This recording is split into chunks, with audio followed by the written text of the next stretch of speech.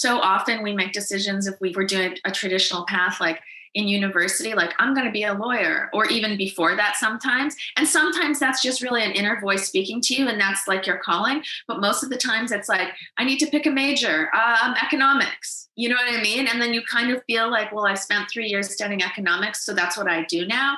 And we never really check back in. And so we're literally going on the counsel of an 18-year-old version of ourselves, which feels kind of preposterous, right? Let's go!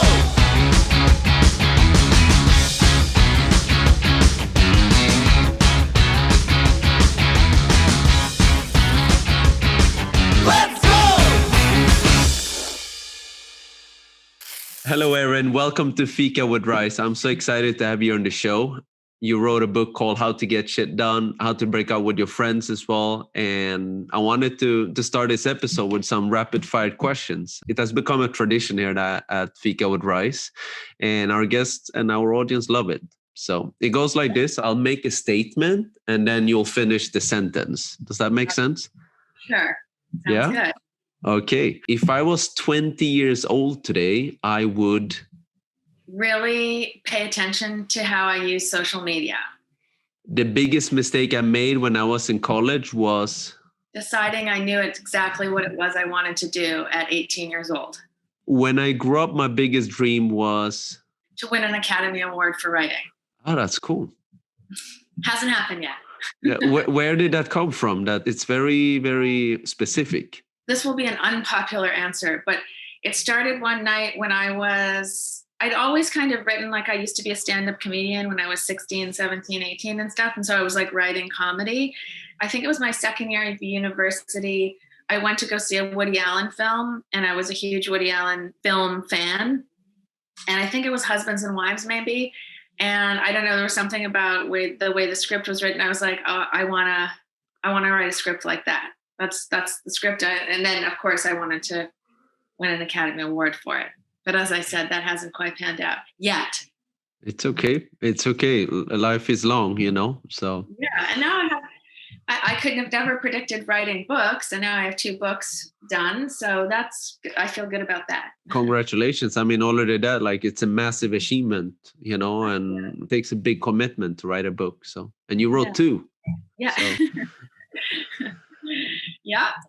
The most common mistake entrepreneurs make is thinking that failure is necessarily a bad thing.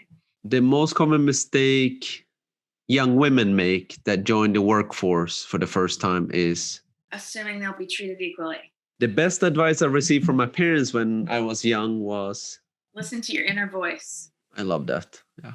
I wished I knew when I started my first job that it wouldn't define me in the way that I thought it was when I was in that job. That's something that I tell all our students. Doesn't matter what happens at your first internship. I did my first internship within investment banking. Doesn't mean I was going to become a banker for the rest of my life. So Exactly. Okay, my biggest hobby is watching stand-up comedy. Oh, that's funny. I watched one last night actually on Netflix with Ali Wong. Oh, Ali Wong, she's funny. Yeah. My biggest fear is being numb. You mean not moving? No, not feeling, like emotionally numb. Interesting. All right, Erin, how did you become so passionate about productivity? Where did that come from?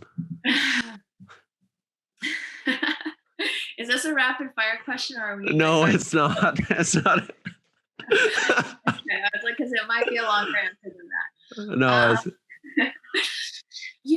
It's funny. So a little bit about my story. I kind of grew up being extremely type A, straight A student. I was the head girl, which is like school president, valedictorian, head of the debate team, like you name it. I did all that. And I was really convinced I was going to go to law school. And early on, like when I was in grade 12, I remember I was driving to my best friend's house to study for exams. And I heard a commercial on the radio to find Canada's next funniest comedian. And somehow I'd never contemplated being a comedian ever before. But when I arrived at my friend's house, instead of studying, when she opened the door, I was like, this is what we're going to do. We're going to write a comedy show. We're going to this competition. And she was like, what? And I somehow talked her into doing it. And we ended up not only performing, but winning. And when we were supposed to be flown to Toronto, I'm from Winnipeg in Canada. When we were supposed to be flown to Toronto for the finals, we had to give our ID, so they could book our flights. And we were both 16. And so we weren't even allowed to go into a comedy club because they serve alcohol until 18. So we didn't get to fly to Toronto. But the point is that was the first time I kind of experienced this contact with my inner voice. I didn't know what that was at the time. I didn't know that that's what was going on, but I was kind of in this fast-paced, fast-track, straight A student thing. And then all of a sudden this thing came up, try stand-up comedy. Years later, when I was graduating from McGill, I was about to go to law school, and I kind of had the same epiphany. I woke up in the morning and I was like, I'm going to defer for a year, and I'm going to pursue comedy and writing. And so I called the law school and said, take me off the roster, basically. Long story short, I ended up moving to Los Angeles, but I moved here without a plan. I just kind of had this dream, I'm going to become a famous writer, whatever, but with no plan. And so I really honestly got my ass handed to me, because that's not the way it works. You got to have a plan. You've got to have dreams and passion, but you got to put a plan in place. And so I found myself super down and out, no money, no car, didn't know what I was doing, was going to have to go back to Canada. And I called two mentors that had kind of shepherded me over like the past, the previous, maybe 5 or 6 years, crying and saying like, oh my God, I'm going to have to go back to Canada. And both of them separately said, but what do you really want to do with your life? And I was like, well, I want to be a writer. And they were like, well, then you've got to stay there. And I said, are you kidding me? Look, I've got nothing. Like, I'm crying on a bathroom floor, like in a bad rom-com, this isn't working. And so after I reflected on what they said, I made an agreement with myself, and I said, I'm going to put out 100 resumes on Craigslist, which I don't know if you know what Craigslist is, but in the United States. Yes, I know. Yeah. Okay. So, and if I get any jobs, then I'll take it. So of the 100 resumes, I put out one. I got out one offer, and that was to a $15 an hour copyright assistant at this self-improvement startup. And I was like, oh my God, this is not like the writing job I moved to Los Angeles for, but it was like, I either take this or I go home. So I decided to take the job, and I put a planner out. I said, I'm going to make this the best. Like, I'm going to turn this into an opportunity. And I didn't know how, but I was like, I'm putting all into this $15 an hour job. And out of that, I was able to start Pick the Brain, the blog that I have now, that's been around for like 13 or 14 years. It's super successful. Out of Pick the Brain, I then raised $1 million to start my startup called Leaf TV with my partner, Jerry. We created that company, did very well. And out of the blue, a New York lit agent hit me up and said, hey, we'd love you to write a book. And I was like, oh, so excited, and I started workshopping all these different ideas and, whatever. And I got on the call, and they were, I started pitching them my ideas, and they were so confused. And they were like, no, we want the book to be about you. And I was like, what? And I was so deflated because I'd worked on these ideas, and I was like, who the is going to read that book? Like, what are you guys talking about? You crazy? So I got off the phone. I was totally dejected. And I was like, here I go again. I thought I was going to be a writer. And so the next day I went into the office, which was my Leaf offices, and I had the great fortune of working with a lot of really great women. And I walked into the office, and I looked around, and I was like, oh my God, we are all suffering from the same illness. And that is, we're just going. We've got our heads down. We're not taking stock of any of the victories. We're not taking stock of if we even want to be here. We're just like so scared to be replaced, or, so scared to like face who we really are. And is this even the right thing for us, that we're just like doing? And in that moment, I kind of had this epiphany, and I was like, you know what? For so long since I'd been down and out, and to up until that time, I had not even reflected on, I was like, wow, I did create this really big blog. Wow, I do have almost 1 million followers. I was able to raise money for this company. Wow, I have done a lot of stuff. And yet I don't even recognize that. And that's when I had this epiphany about productivity. And that, productivity, the word itself is product centered. It's not person centered. It's about input and output and input and output. And there's nothing really within that takes into account the nuance of humanity, the nuance of fulfillment, the nuance of living to the truest form of yourself. It's just about input and output.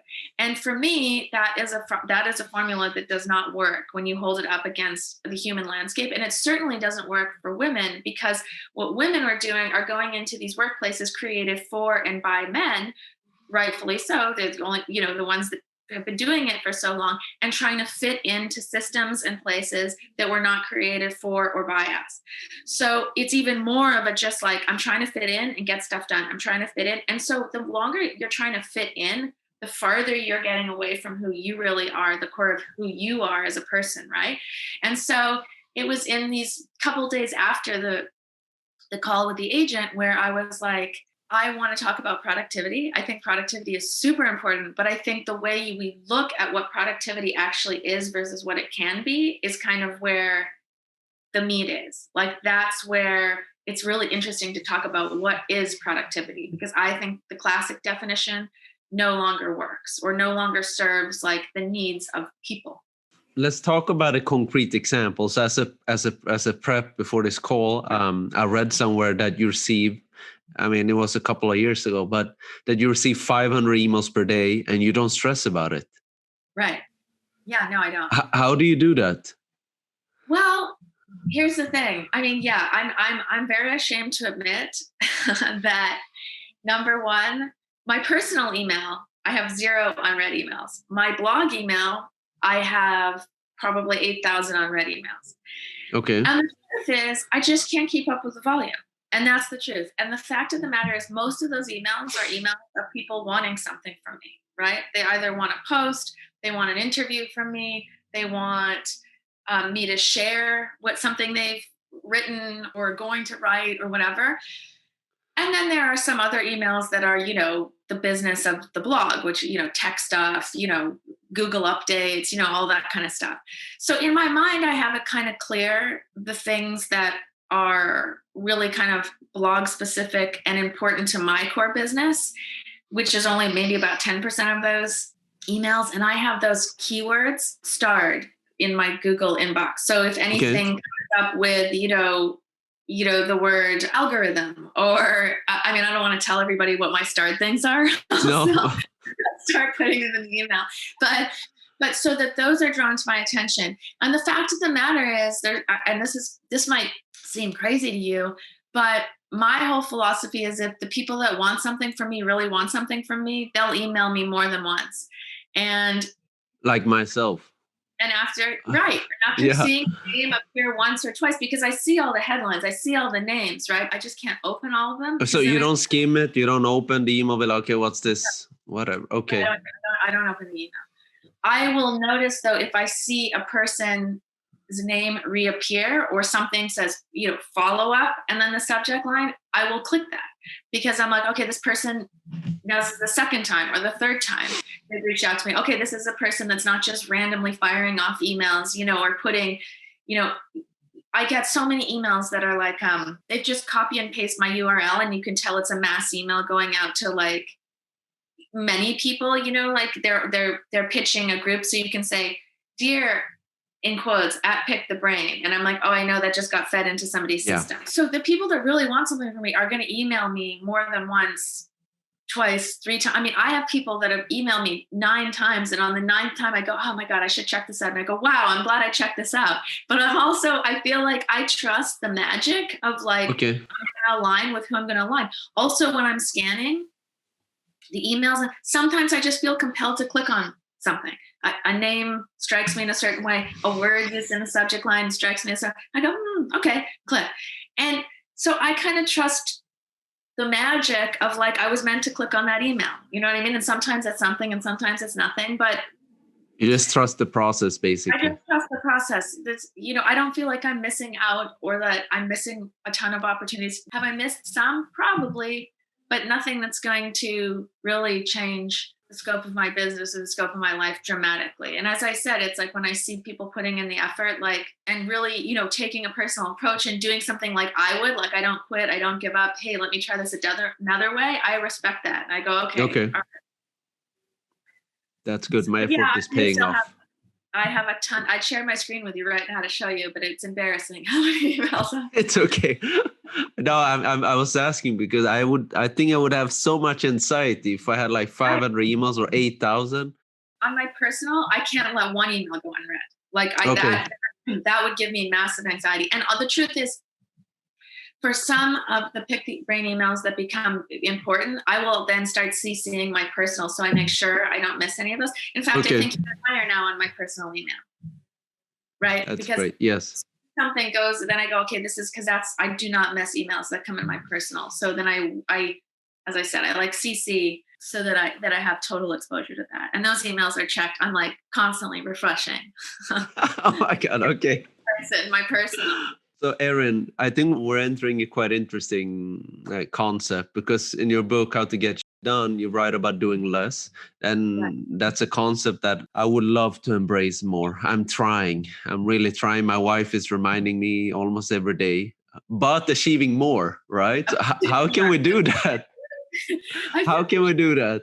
Well, how can you do less? Yes, how can we do less but achieve more? Yeah, well, that's the thing. So, like in the book, there's two real pieces to it. First of all, the original name of that book, of the first book, was called The POP Effect. And in the book, I talk about POP, which is an acronym, POP, and it stands for personality, opportunity, and productivity. And that's kind of my formula for understanding what true productivity looks for you. And the first P is personality. So really understanding who you are, where you are, how you got here, and where you want to go.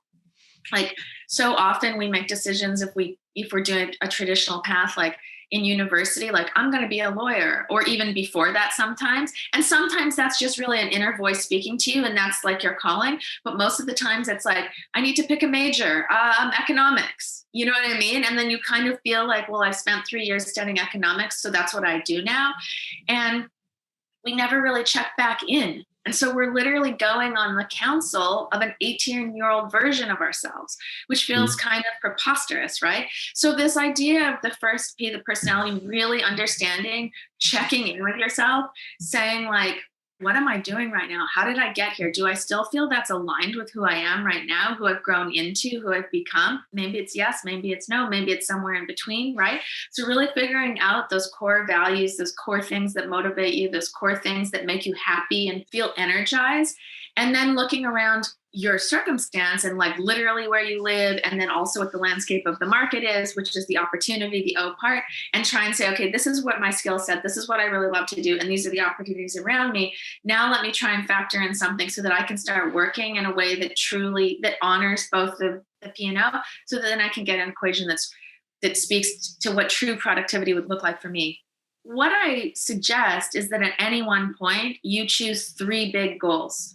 Right. Okay. And generally speaking, it would be good if they were not all in the same bucket. So you have career, you have your relationships, and then you have your personal, something that like speaks to you personally. And not every phase of your life are you going to have balance across all 3. Maybe you're very career focused, so you're going to have a couple goals in the career. Maybe you're very family focused. You want to start a family, so the relationship part. Would this be, sorry to cut you, Erin, would this be like annual goals, or we're talking about 3 or 5 year goals? Yeah, I think you want to check. Yeah, because there's only 3, I think you want to check in. Yeah, like every, kind of 6 months to a year, not longer than that, because you're going to want to be refining. Hopefully you've made headway on some of them, or you've maybe wanted to change course. So it's important to kind of check in. And then once you've established that, I talk about doing the 7-day time challenge, where from Monday to Sunday, just like a food diet. I don't know if you have these in Spain, but like people that are a food journal, people that are trying to lose weight here, they write down every single thing they eat in a day, and then are often shocked to find how many calories or fat or whatever you're tracking or eating. There's an amazing app for that, actually, by Under Armour. It's a blue one. Can't recall what it's called. But you put in like banana and it's like, okay, 45 calories. And you track it. And so anyways, that's cool. And that's a really big thing here in Los Angeles. And like the Apple Watches or any watch, they're tracking every single step you take. You know what I mean? So this is basically that, but for how you're spending your time. And from Monday to Sunday, I want you to write down every single thing you're doing, the time you get up, how many minutes do you take kind of getting ready, like in the shower, brushing your teeth, all of that. What do you do for breakfast? How long's your commute? And then track how you kind of spend your time in the office. And then later in the night, do that for 7 days. And I guarantee you, when you get to Sunday and you hold up the list of the 3 things that are really important to you, your 3 goals, and you hold up how you're spending your time, your jaw's going to drop, because you're like, I'm spending 80% of my time not moving towards these goals. And which in that case really means you're moving somebody else's agenda forward for them, right? And so you have to get very clear and very intentional on flipping that percentage and saying, I'm going to be consciously, as much as I can, spending like 80% of the time working on these 3 big goals and the projects that help support those goals, obviously, and 20% on the drudgery of life, so the stuff you just have to do for your job, that don't necessarily love, the picking up of the laundry or the dry cleaning, the grocery shopping, those kinds of things, which we just have to do. When you look at that, get creative around like, okay, how much time am I spending in the grocery store? If I had those groceries delivered, yes, there's a cost, but what is my time worth? And if I paid the in here, it's a $5.99 service fee. So if I paid the $6 to have these delivered, what could I do with the hour of my time? Is it worth $6? Probably I could do something that was worth a lot more than $6 in terms of, anything that's on that one of your 3 big goals is probably, I hope, worth more than $6 an hour. So you can start kind of really drilling down on exactly how you spend your time. And once you start doing that, you're going to see how much time you actually free up. Because when you're razor focused and you start making choices about not doing things, like here's an example. I was talking to somebody the other day and they said, oh my God, I got invited to so-and-so's baby shower on Saturday. No, not a baby shower, a friend's child's birthday. And this friend of ours does not have a child. Do you have children? Yes, I have a baby daughter who's 8 weeks old. Oh, congratulations. Thank you. You're not quite in the socialization phase, but I mean, it really does become all about the baby. And then if you don't have a baby or that's not your world, it's like, it can be a little. I can imagine people feeling outside. Yes. Yeah. And just like, so anyway, she goes, I don't want to go to so-and-so's thing. She said, are you going to so-and-so's kid's birthday? And I was like, yeah. And she was like, I was like, are you? And she said, yeah. And I was like, why? She was like, well, because she invited me. And I said, being invited is not enough, because somebody invites you to do something is not enough. You have to say to yourself, look, like, and this is a great example. She's going to go to that birthday party because she was invited. The mom is going to be, of course, happy she's there, but spend 0 time with her. The mom is going to be running around, catering to screaming kids and cutting cake and blowing out candles and being stressed and sneaking Chardonnay in the back room. And she's not going to, you know what I mean? So like, while it is nice that you are showing up, your presence is not even going to be appreciated. You can't contribute in the way that you want to your friend. Cut it out of the list, right? There's a better way to do that. There's a better way to hang out with your friend and engage with your friend that gives you energy and support, as opposed to going to this kid's party, which you're going to leave and feel so drained and irritated. So that's your Saturday, drained and irritated. Take it off the list. Do something that supports one of those 3 things instead. And your friend, if she's a true friend, will understand and really support and respect that choice. I love that auditing, Erin. But so one thing I'm thinking about, I'm just thinking, okay, if I should be starting this tomorrow, let's say I have a bad memory, okay, how will I remember how much time I spent in the bathroom, getting ready, having breakfast? Yeah, so after each activity, then I would write it down. Yes, you have to write it down. For a week. Exactly. Because I'm not going to remember in the evening. Exactly. Alarm went off, 8:30. Okay. Then I don't know what your routine, let's say we're talking about me. So I'm going to get up, brush my teeth, have a shower. Depends whether my son's up or not, right? But let's say that takes me I'm just making this up, but let's say that takes me 15 minutes. So I'm like, alarm goes off at 8:30, in the shower, 15 minutes. My son went, and then you start writing, you literally write it down, like just as you would plug into just ate a banana, what I mean? Banana. Yeah. So. All right. I want to try that for 7 days. Okay. Let's see what comes up. So I'm going to try it for 7 days. You'll be surprised. Yes, I think so. And also there is a good app, what is the name of it, that tracks your time on social media. There's a So lot of those. Yes. yes. Which one So are you you referring to exactly? I'm trying to remember what I have. I think I have it one written down in the book, but there's probably an even newer one because that book came out 3 years ago. If you put that into your phone, then at the end of the day, you'll just you can see how much time you've spent on social media. So you also write that, because that's really hard because we're so mindless about the way we're using our phones. 100%. It's really good to get a clear vision of like, oh, wow, I spent an hour and 35 minutes on social media, an hour and 35 minutes. Did I That's get a workout in there? that's a workout. That's a Yeah. workout and a long hot shower. You know Exactly. what I mean? Yeah, So you're right. You're right. you want to just start training your mind to start really paying attention to what you're doing, because so much of what we're doing in a day we're very unconscious about. It's just Hmm. hamsters on a wheel, right? And so I Yeah. think the biggest idea is not just to come to the end of the 7 days and see, exactly where you're spending your time, but to disrupt your day for 7 days and stop yourself. What did I just do there? Oh, okay. And get clear on it. Next 30 minutes or whatever, that time go, and it can even be where you set an alarm every hour, where it just reminds you, okay, what did I just do for the last hour? And then write it down. It's the disruption. So it's not just like going, going, going. We are robots going, going. It's like stop, reflect. Okay, all right. And the disruption factor, I think, is very important. I love that, like luckily I don't have that, that I'm spending like 2 hours on social media, but I definitely see that on my nephews and nieces. I'm like, man, you just spent 3 hours just scrolling. Like you could have been out running, you could have done your homework. I don't know, you could have like watched something like educational on YouTube, and I absolutely hear you. Yeah.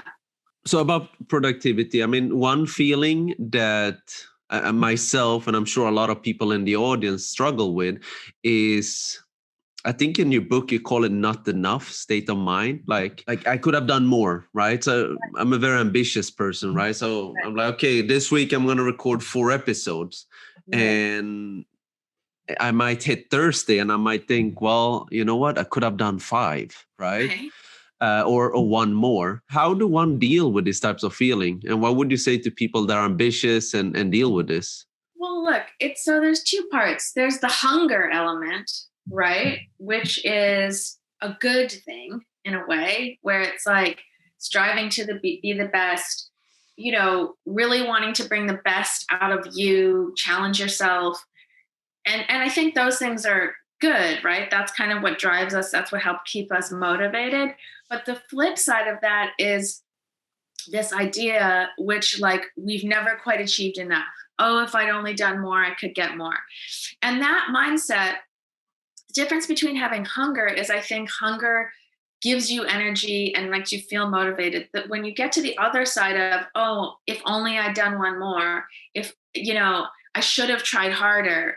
So you can see just in the language, the pivot there is that one is proactive and positive, and the other is kind of negative and self-deprecating. And this idea that we should like beat ourselves down, and again, that idea that like we're not enough and we always could be doing better, I think it's really old school. I think this idea of like the lashing is like not where we want to be. And I think 2 years coming out of a pandemic, I mean, I don't know how it is in Barcelona, but it's like the idea of just being kind to yourself and supporting yourself, and of course to others, is so necessary.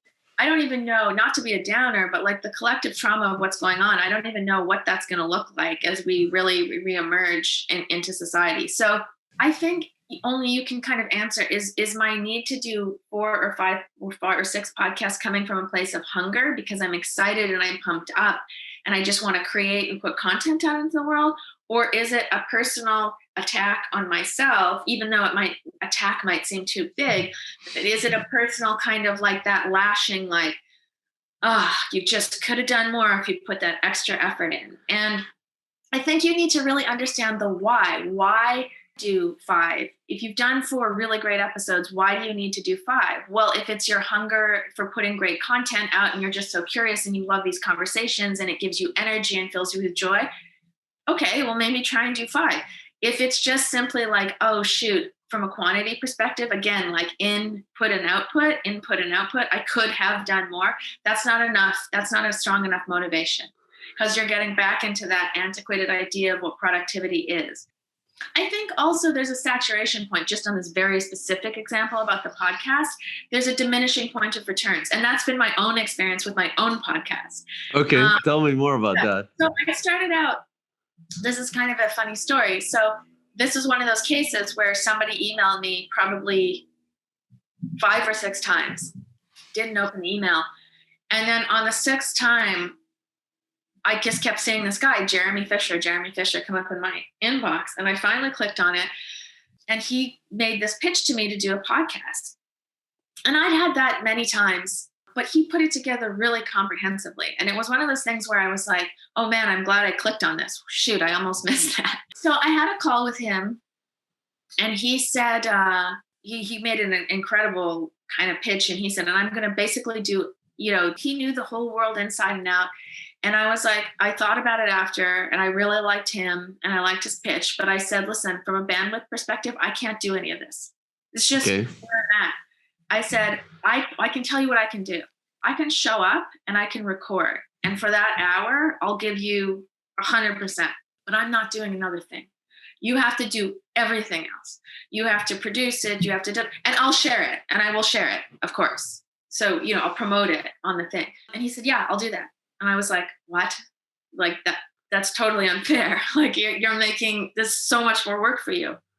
And he said, no, but you have the audience and all that. So I said, okay, this guy's never going to do this. Right. Well, he did it.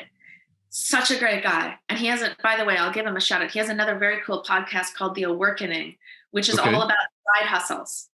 And it's very cool. Anyways, so when we started out, one of the things was he was like, I want to release 3 episodes a week. And I was like, very ambitious. 3 episodes a week. And I had no eyes on this podcasting space really, And I was like, whoa, okay, well, that sounds like a lot. And he was like, no, the key is consistency, and you've got to have an audience like showing up and they know it's good. And I was like, all right, okay, well, it's just like more work for you, but okay. So we did that. We did that for a while. And what we noticed is that our audience, and we were loving it, by the way. This is new. We were loving having these conversations. So we had a big spike in traffic and views and downloads and all that stuff. Not views, listens and downloads and shares and stuff. But then after a while, I'd say like after 10 months or 11 months, it started to just plateau, and then it took a slight dip, and then it went up, but it was just plateauing. And it was weird because we had this big and what Jeremy and I decided was that it was too much content, that people were getting frustrated because they couldn't keep up, because each episode, is probably like of our show is probably like 30 minutes, 35 minutes. And so people started to get behind and then feel like they missed some of the content. And then was like, oh, now I'm too far behind to really enjoy the show. Of course, that's not the way it works. These are all standalone episodes, but just psychologically, we'd hit a saturation point. So we actually brought it down to once a week, and all of a sudden the numbers started to go back up again. So even now, you also have to pay attention to okay, I've got all this great content, and this could be true for anything. We're talking about podcasts here, but this is true if you're like, do more.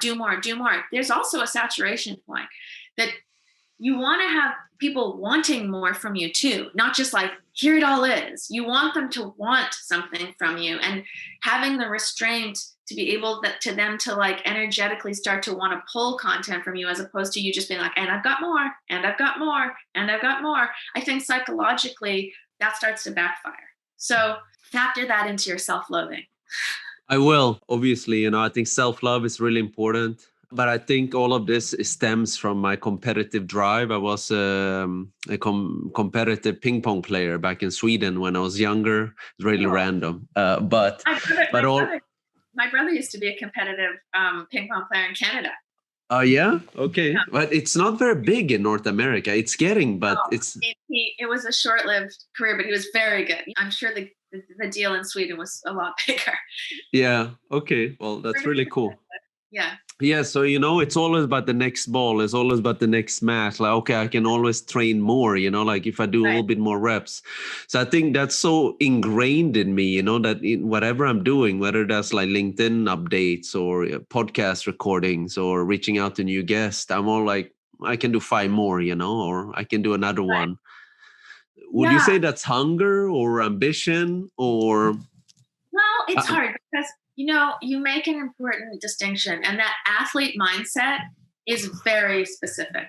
But the truth is, the athlete mindset works because you're only doing basically one thing.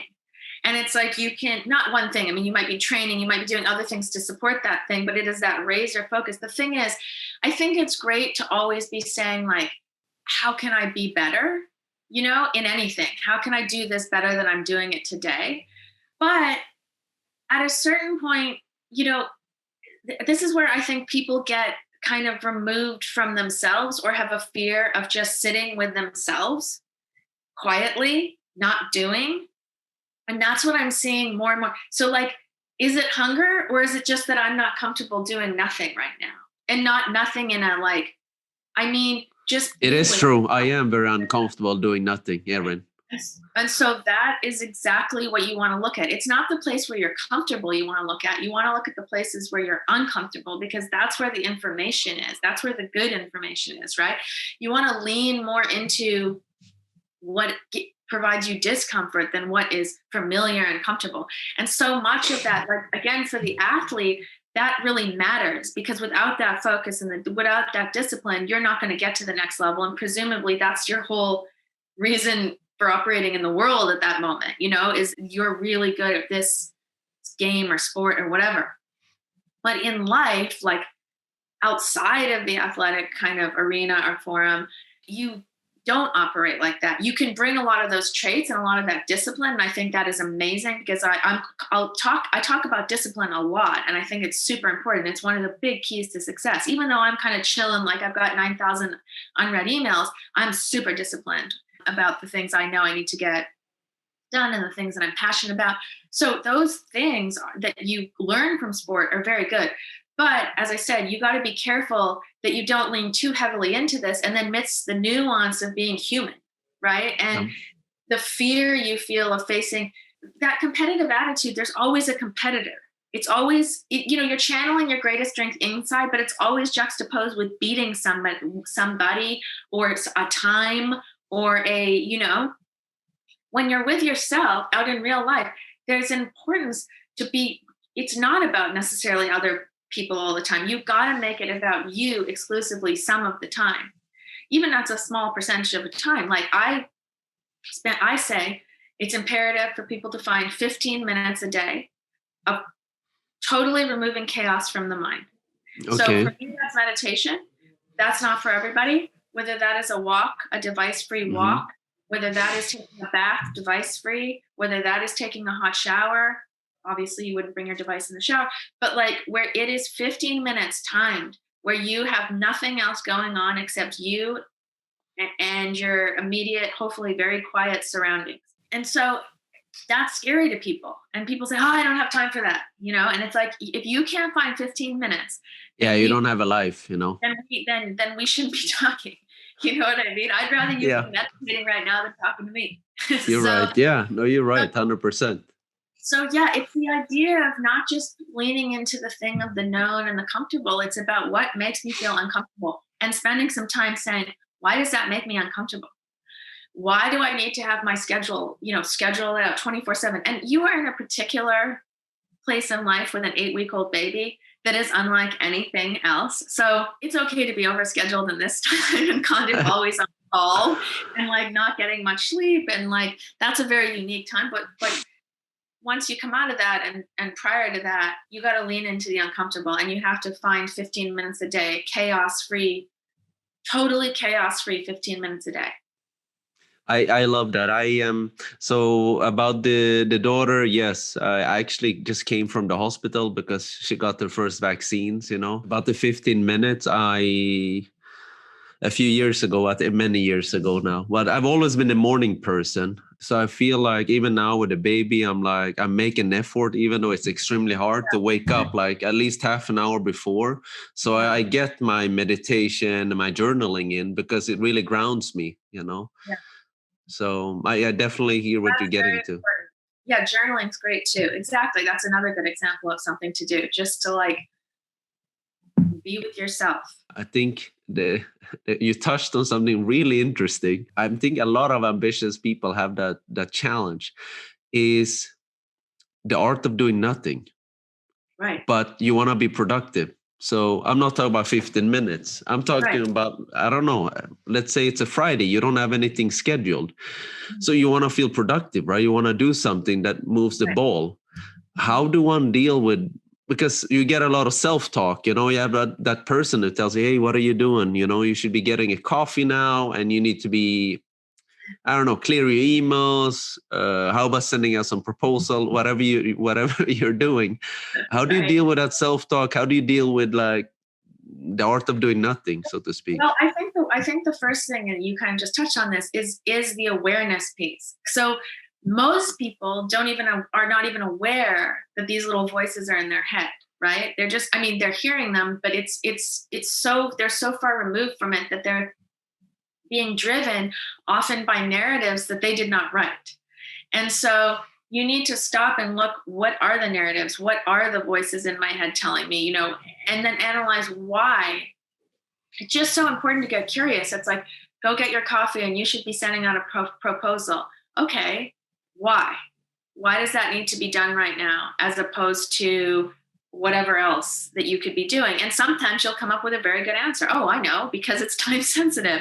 And there's a big thing coming up and it would be great to be in the conversation for that. And sometimes it's like, there is no real rush on this, when I juxtapose it with, maybe I go to the beach and take a walk and rejuvenate and, whatever it is.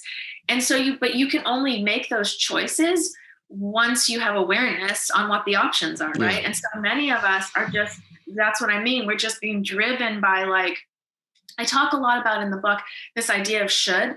I say the word should is the worst word in the English language, because it's like, I should be doing this. I should, according to who? Whose narrative is running your life, right? What should does a lot of the time is, like, I used to see this a lot. Like, somebody would come to work in the morning and go, oh, I'm so mad at myself. I should have gone to the gym, but instead I went home and watched Netflix. And I was like, so what you basically are telling me is you didn't work out, but you also didn't relax because you were thinking about what you weren't doing. Right? So should is caught in this purgatory. And it's like, as opposed to just being like, I'm making a choice to relax tonight and I'm making a promise to myself to wake up early tomorrow and do the workout or schedule it at another time, so that then when I'm relaxing, I can just relax. It's also like, we do a lot of fake relaxing in Western culture. Like, it's true. It is true. We're watching something, but then we're kind of scrolling our emails to see, did anything come in that I need to address right now? That's not relaxing. Newsflash. No. That is not relaxing. Exactly. So you're doing a lot of nothing, right? Yeah. You're not working and you're not relaxing. And so that's the world of should. So anytime it's like you're hearing those voices, like, I should be getting a coffee, I should be sending out the pros. Who is saying I should do this? Yeah. I need to be clear. It's me that's saying this, and not some societal, voice telling me I'm not doing enough, or insecurities from my childhood telling me I'm not doing enough, or because so often those voices are woven in from a very, very young age. And without identifying that, you keep being driven by them. And again, that's a good example of you being driven by somebody else's agenda, not your own agenda. So it makes it really hard to then do nothing. Or it's funny, I was going to write a book. My follow-up to the book, to the original book, How to Get Shit Done, was going to be called Doing Nothing is Something. Okay. And I really believe that. You know what I mean? So it would be a good book. I think, I mean, I'm not the only one who struggles with it. I'm sure a lot of people in the audience too, Maybe I'll put that back in the roster. But yeah, so I think the first thing to solving any problem is just really having the awareness in the first place, and then making choices.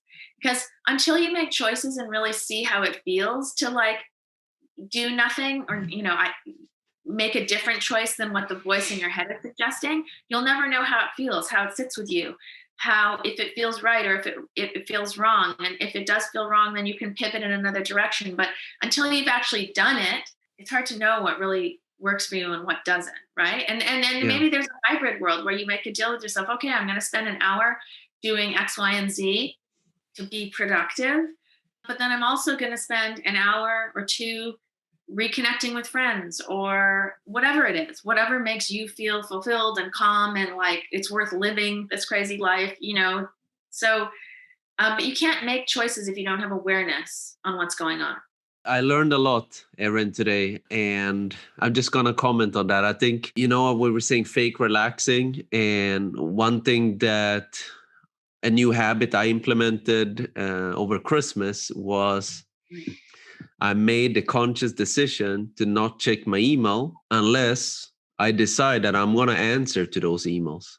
Right. So, for example, like it's, I don't know, Friday 8 p.m., we have our phones, right? Our iPhones, and it's so easy to be like, okay, let me refresh, see if I got something.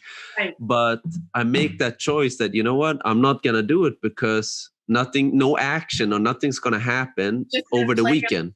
It's just going to play in your heart. It's just going to spin in the back of your mind, even though you're not aware of it. Burning out the battery. Exactly. That's a great idea. I love that. Thank you, Erin. It's been such a pleasure to have you on the show. Where can people learn more about you, Erin? Well, my new book, How to Break Up with Your Friends, which also, by the way, is a lot about productivity. And both of the books are available Amazon, Barnes & Noble, wherever you buy books should be available. And then I'm at Erin Falconer on social or at Pick the Brain on all social. And then you can check me out at erinfalconer.com or pickthebrain.com. Thank you. I would love to talk about the next book in another episode. I know that we covered a lot about productivity and how to get done, but we'd love to cover the next book in another episode. So yeah, I would love that. Thank you so much. I learned a lot. I'm sure the audience as well. So thank you very much, Erin. Thank you. A lot of gratitude for listening to Fika with Rice. I really mean that. If you like the show, I would love if you can leave us a 5-star review, whatever you're listening to your podcast. It helps us so much to get the word out there to other listeners. If you have any questions or any feedback, I would love to hear from you. I'm just a DM away on Instagram or TikTok at Freddy Van Hun.